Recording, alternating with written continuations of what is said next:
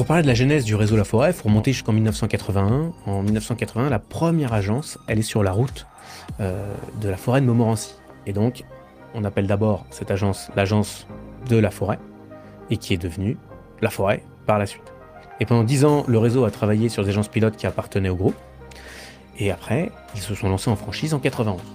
Et en 91, si on fait un panel de ce qui se passe au niveau concurrentiel, la plupart des franchiseurs de l'époque font ce qu'on appelle de l'affiliation. L'affiliation, c'est la conversion d'agents immobiliers indépendants qu'ils transforment à leur couleur et ils deviennent ainsi franchisés.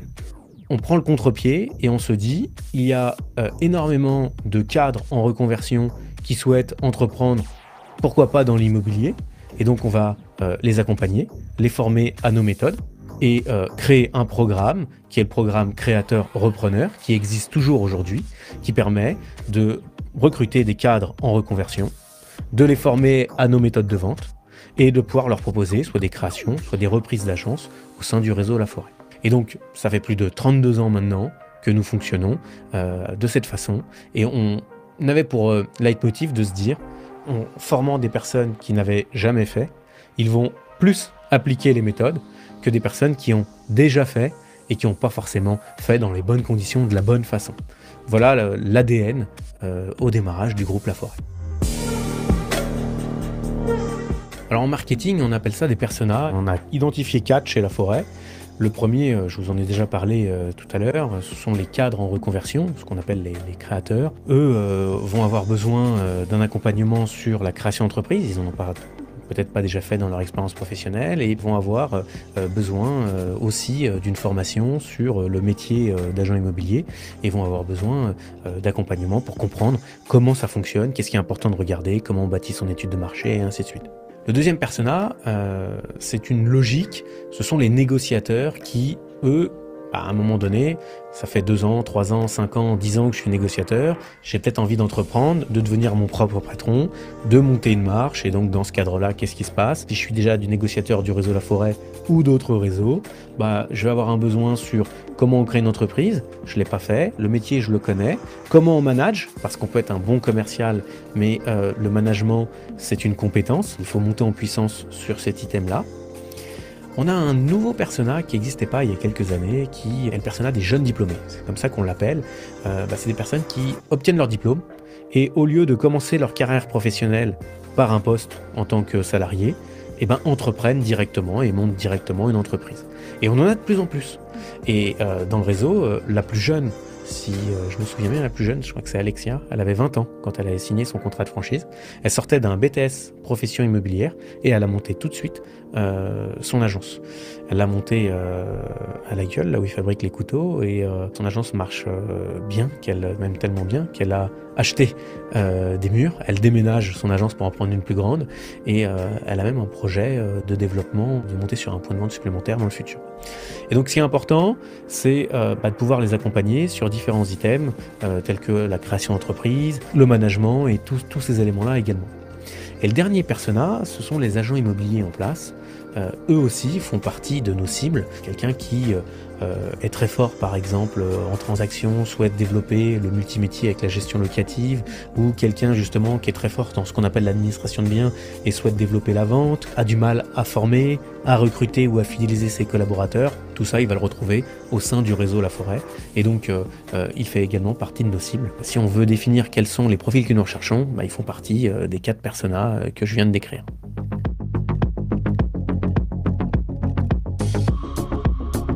Le candidat doit avoir, selon moi, 3 éléments qui vont permettre de pouvoir se démarquer. Premièrement, il doit être un manager accompli parce que même si on peut vous former et vous aider à monter en puissance sur le management, c'est simple, hein. Une agence immobilière, il y a des femmes et des hommes, il faut les manager. Et vous allez voir que tout à l'heure, je vais vous parler de multimétiers avec la vente, la location, la gestion, le syndic, tous ces éléments-là.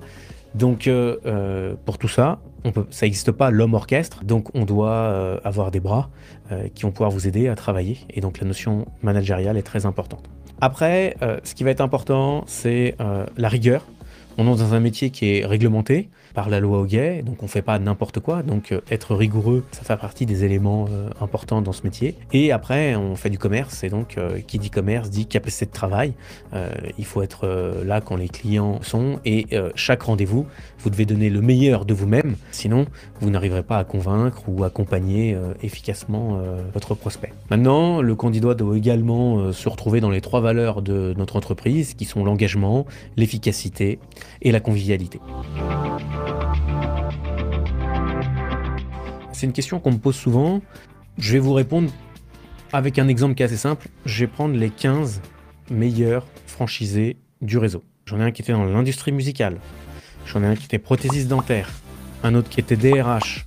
Donc vous voyez, pas forcément de lien. Et là, ce sont nos 15 plus gros franchisés. Si j'élargis sur l'année dernière, en essayant de trouver des profils atypiques, on a eu quelqu'un qui venait de l'enseignement, on a eu des militaires, on a eu des anciens joueurs de rugby professionnels. Donc vous voyez, l'intérêt, et c'est ça l'intérêt de la franchise, c'est de venir avec un passé, et ce passé vous a donné de l'expérience, et cette expérience, vous allez l'utiliser dans un nouveau départ, un nouveau métier, et avec nos méthodes, la conjonction des deux va faire un cocktail qui vous permet de vous démarquer, de pouvoir prendre des parts de marché sur la ville où vous allez vous implanter. Alors ce qu'il faut savoir, c'est que, hormis l'apport, tous les autres critères, j'ai réussi à les gommer avec différents outils ou leviers. On avait un premier critère qui est le sujet de la carte professionnelle. La carte professionnelle, qu'est-ce que c'est? On a un métier réglementé par la loi Hoguet. Et donc ce métier dit que le représentant légal, gérant si on est en SARL ou président si on est en SAS, doit obtenir une aptitude professionnelle qui lui permet d'exercer le métier d'agent immobilier. Cette aptitude professionnelle s'obtient soit par un diplôme, il y a 350 diplômes qui donnent accès à la carte, soit par de l'expérience. Et j'avais pas mal de candidats qui avaient ni l'un ni l'autre. Donc il y a 5 ans, j'ai créé un cursus de formation ultra rapide en 3 mois qui permet de débloquer cette aptitude professionnelle par un diplôme qui donne accès à toutes les cartes pour pouvoir être agent immobilier. Donc du coup, on enlève un élément de critère. Et donc il reste l'élément financier qui est le nerf de la guerre, parce que dans une agence immobilière, ce qui est encore plus vrai dans une agence immobilière que dans un autre secteur d'activité, on a besoin de trésorerie, et plus que dans d'autres secteurs d'activité. Pourquoi ? Imaginez demain, je monte une boulangerie. Quand je monte une boulangerie, le premier jour à la première heure, je vends du pain, j'encaisse du chiffre d'affaires. Une agence immobilière, ça ne fonctionne pas tout à fait comme ça. Une agence immobilière, je vais avoir mon ouverture d'agence, je vais rentrer des appartements ou des maisons en mandat, je vais pouvoir les commercialiser, signer un compromis, et c'est uniquement à l'acte définitif que je serai payé. La loi Hoguet, qui régit notre métier, dit qu'on peut percevoir des honoraires une fois que l'acte est terminé. Donc quand je signe un bail de location, je suis payé à l'établissement du bail. Quand je fais une vente, je suis payé à l'acte authentique définitif. Okay ? Et donc ce qui est très important dans notre mode de fonctionnement, c'est de déterminer combien il nous faut de trésorerie. Et ce montant de trésorerie va être variable en fonction du lieu d'implantation. Vous voyez, à titre d'exemple, le loyer le plus cher du réseau, c'est 9 000 € par mois. Et le loyer le moins cher du réseau, c'est 170 € par mois. Donc vous imaginez bien que la trésorerie entre ces deux projets n'aura rien à voir. Et donc pour pouvoir déterminer efficacement quel apport il faut exactement, c'est simple. Il faut connaître une ville d'implantation donnée, et je vais être capable de pouvoir vous dire, sur telle ville, il faudra X milliers d'euros pour pouvoir ouvrir. Maintenant, je vais vous donner une fourchette, c'est important. Le minimum requis, c'est autour de 50 000 €. Et le maximum, ça va être autour de 100 à 120 000 € en termes d'apport. Voilà comment ça fonctionne. Alors plusieurs choses. On va parler de différents types d'accompagnement. On va voir tout ce qui se passe avant la signature, ce qui se passe entre la signature et l'ouverture d'agence, et après ce qui va se passer une fois que l'agence est ouverte. Donc avant la signature, ce sont mes équipes qui vont vous suivre, avant et après d'ailleurs, mais on va déjà démarrer sur la première brique. Ce que l'on fait, nous, en termes d'accompagnement, le premier contact que l'on va avoir avec les candidats à la franchise, c'est une formation à la création d'entreprise. Durant cette formation à la création d'entreprise, ça dure 1 h 30. Je vous donne la checklist de tout ce qu'il faut faire, comment on bâtit son étude de marché, comment on monte son business plan, comment on valorise les agences immobilières, quelles sont les aides à la création d'entreprise, qu'est-ce qu'il faut faire, quand le faire et en fonction des différents cas. Et comme c'est en visioconférence, enfin en webinar, vous pouvez directement poser des questions. On a fait aujourd'hui le 140e live, donc du coup on a un petit peu d'expérience sur ce format-là. Et parallèlement à ça, on a créé une chaîne YouTube, puisqu'il y a une centaine de vidéos dessus, puisque derrière, on a pas mal de questions qui reviennent souvent, et dès qu'on a une question qui revient souvent durant les lives, eh ben, on fait une vidéo. Et après, vous allez avoir mes charges de développement qui vont vous suivre sur études de marché et business plan que vous allez faire avec eux. Derrière, relecture du contrat de franchise, le timing d'intégration, on met toutes les dates clés du moment où vous allez signer votre contrat de franchise jusqu'au moment où vous allez ouvrir votre agence.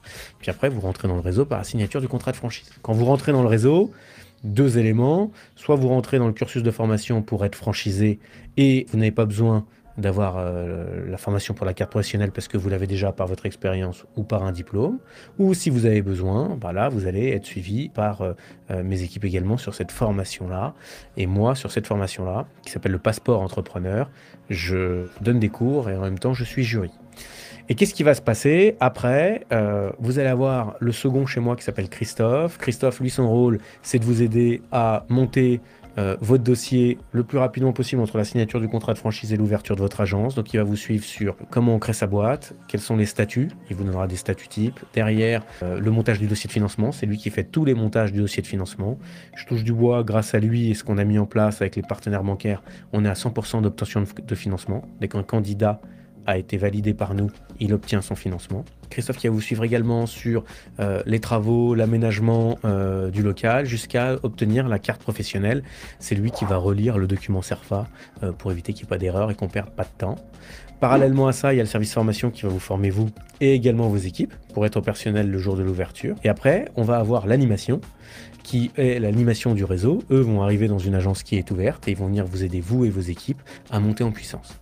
Voilà comment on est organisé au niveau de l'accompagnement sur le réseau La Forêt.